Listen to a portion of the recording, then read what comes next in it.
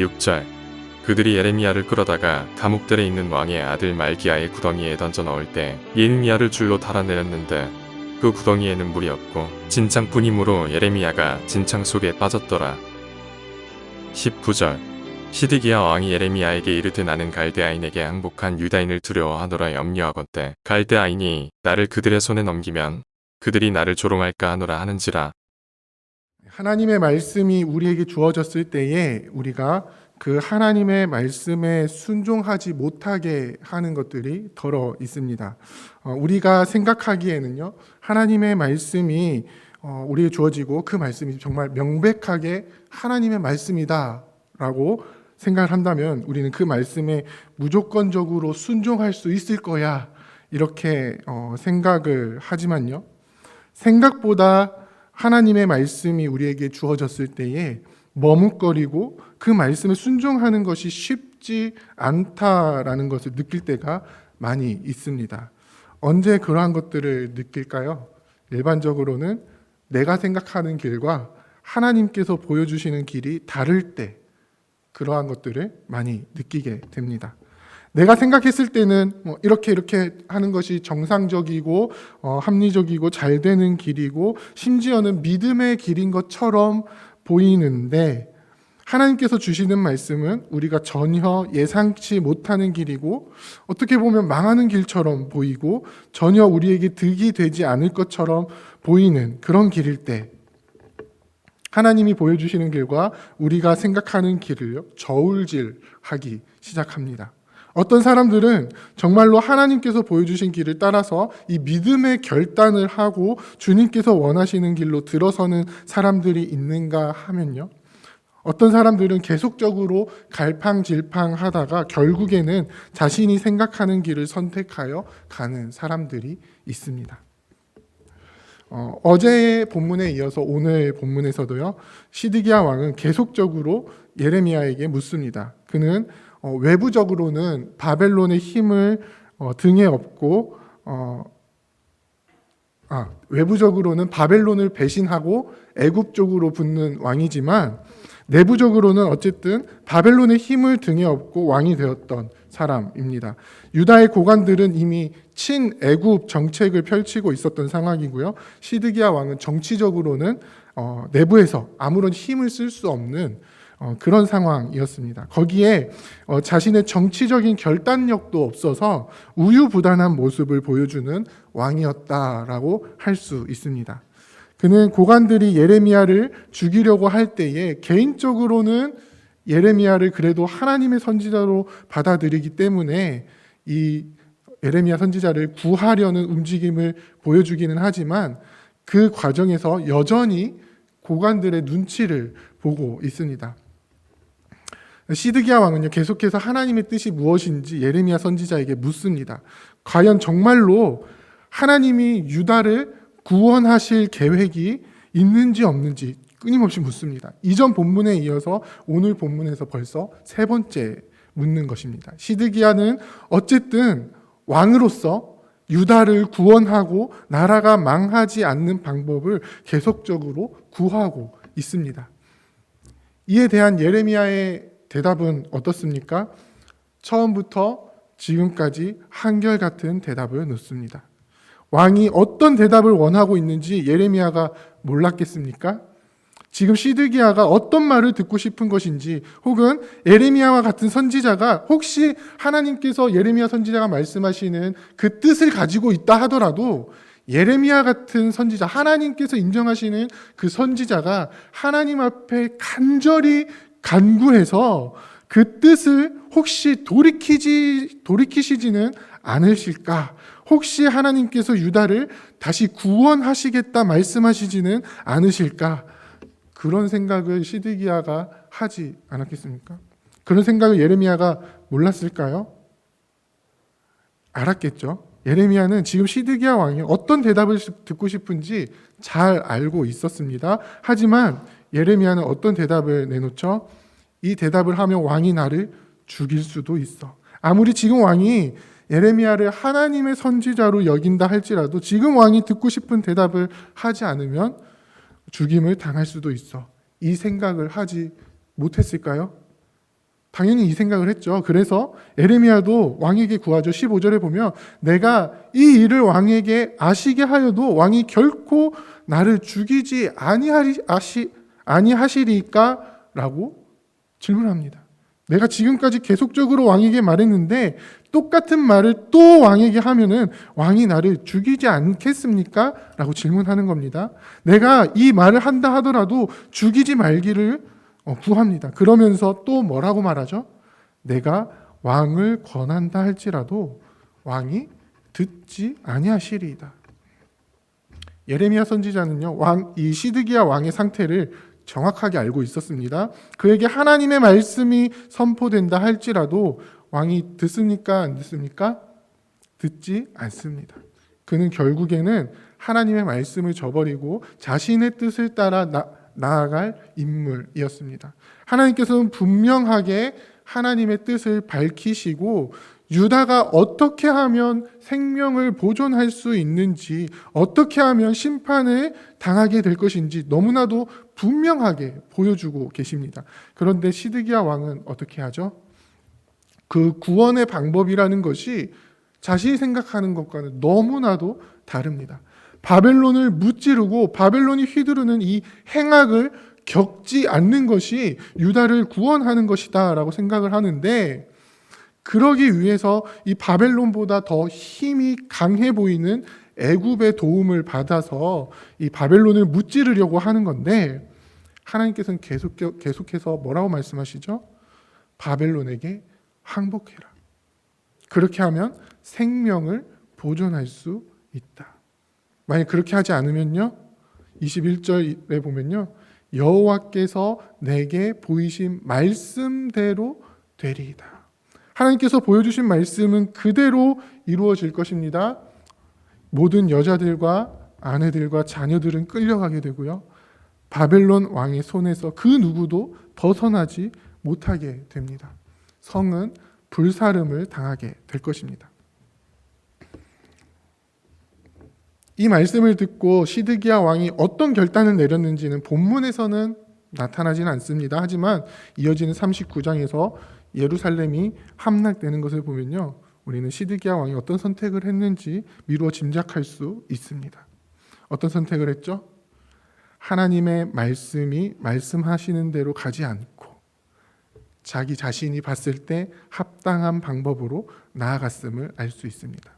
하나님의 말씀이 요구하는 회개의 자리로 나오지 않고 그 말씀이 이루시고자 하는 유다 나라가 정결케 되는 것을 보지 못하고 단순히 바벨론에게 치욕을 당하는 부분들만 보면서 그런 어려움들을 당하지 않으려고 하는 이 시드기야의 생각은요, 하나님께서 요구하시는 회개의 낮은 자리로 나아가지 못하게 만듭니다. 엎드리는 자리로 나아가지 못하게 합니다. 악한 길을 떠나는 자리로 나아가지 못하게 합니다.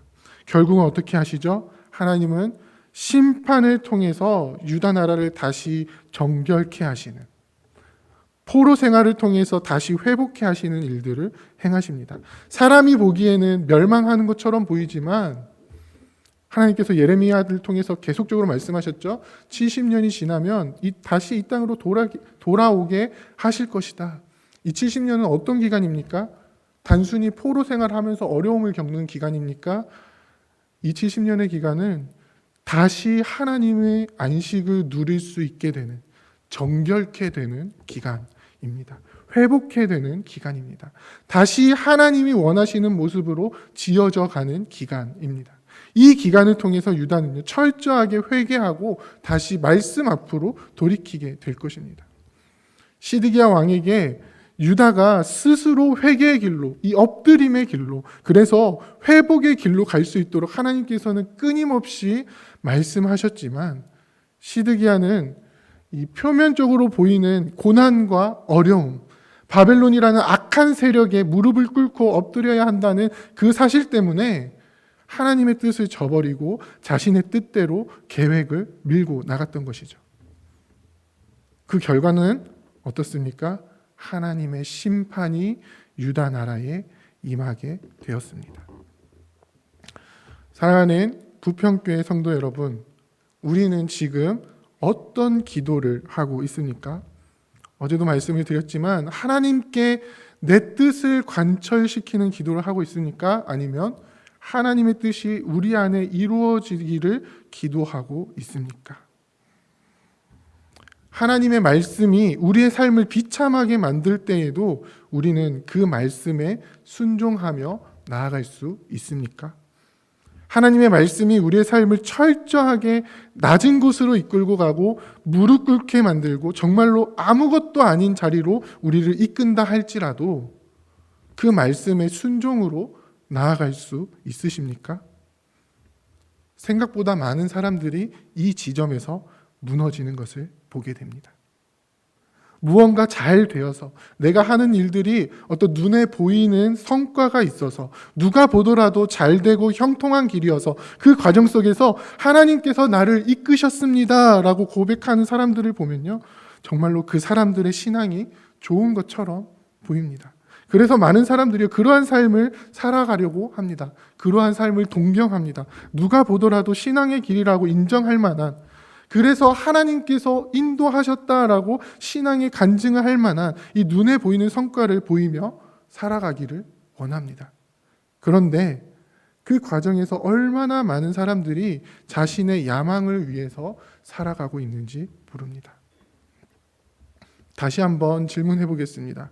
하나님의 말씀이 우리를 가장 낮은 곳, 세상 사람들이 보기에 시궁창으로 보이는 그곳까지 인도하신다 할지라도 그 말씀에 순종하실 수 있으시겠습니까? 오늘 본문의 예레미야 선지자는요, 자신이 감옥에 갇히는 그 상황 속에서도 끝까지 하나님의 말씀을 대언하는 자리에 섰습니다. 시드기야 왕이 자신을 죽일 수도 있는 상황이 되었는데도, 물론 예레미야가 그 자신의 생명을 보존해 줄 것을 시드기야 왕에게 구했습니다. 하지만 하나님의 말씀을 대언하는 일을 멈추지 않습니다. 시드기야가 무엇을 원하는지, 어떤 말을 듣고 싶어 하는지, 혹은 고관들이 어떤 말을 듣고 싶어 하는지 예레미야는 너무나도 잘 알고 있었는데 그는 끝까지 하나님의 말씀을 대언합니다. 그것이 자신의 생명을 요구한다 할지라도. 예레미야는 깊은 웅덩이에서도, 아무런 소망이 없어 보이는 그 웅덩이 안에서도 하나님의 말씀을 대언합니다. 이러한 신앙의 용기가 우리 안에 있기를 원합니다. 세상 사람들은 우리의 모습을 보면서 조롱합니다. 손가락질합니다. 그깟 신앙 적당히 믿지, 그저 교양 있는 수준에서 적당히 신앙생활하지 뭐 그리 목숨까지 내놓으면서 하냐고, 그렇게 이야기하면서 신앙이 있는 자들을 따돌리고 손해보게 만들고 이용해서 자신의 이익을 극대화하고, 그러면서 교묘하게 우리의 것들을 착취하고 신앙이 있음을 이용할 때도 있습니다. 그 속에서 우리는 어떻게 해야 합니까? 무엇이 하나님의 뜻인지 분명하게 이해하고 하나님의 말씀이 인도하시는 대로 가야 하지 않겠습니까? 철저하게 이 말씀 앞에 엎드리는 삶을 살아가시기를 원합니다. 이 말씀에 순종하는 삶을 살아가시기를 원합니다. 이 말씀에 이끌리는 삶을 살아가시기를 원합니다. 내 안에 나의 이 야망의 소리, 혹은 세상에서 이야기하는 이익의 소리에 귀 기울이는 것이 아니라 지금 하나님께서 우리에게 요구하는 것이 무엇인지, 구체적으로는 하나님께서 우리에게 무엇을 요구하십니까? 세상과 구별되어서 거룩하고 정결한 삶을 우리에게 요구하실 때에, 그것이 우리의 삶에 손해를 끼친다 할지라도, 그것이 우리의 삶을 깊은 수렁이로 이끈다 할지라도 그 길을 갈 수 있는 우리가 되기를 원합니다. 세상은 우리를 이해하지 못하지만 그럼에도 불구하고 말씀만 붙들고 말씀만 순종하며 살아가시는 저와 여러분들이 다 되시기를 주님의 이름으로 부탁드립니다. 함께 기도하겠습니다. 이제 오늘 받은 말씀으로 함께 기도하겠습니다. 오직 하나님 말씀만을 두려워하며 그 말씀이 이끄시는 대로 순종하며 나아가는 우리의 삶이 되도록 성령 하나님 이끌어 주옵소서. 이 땅의 재건교회가 세상의 우상으로 무너진 교회를 다시 세우는 시대적 사명을 감당하는 교회로 온전히 쓰임 받도록 세워 주옵소서.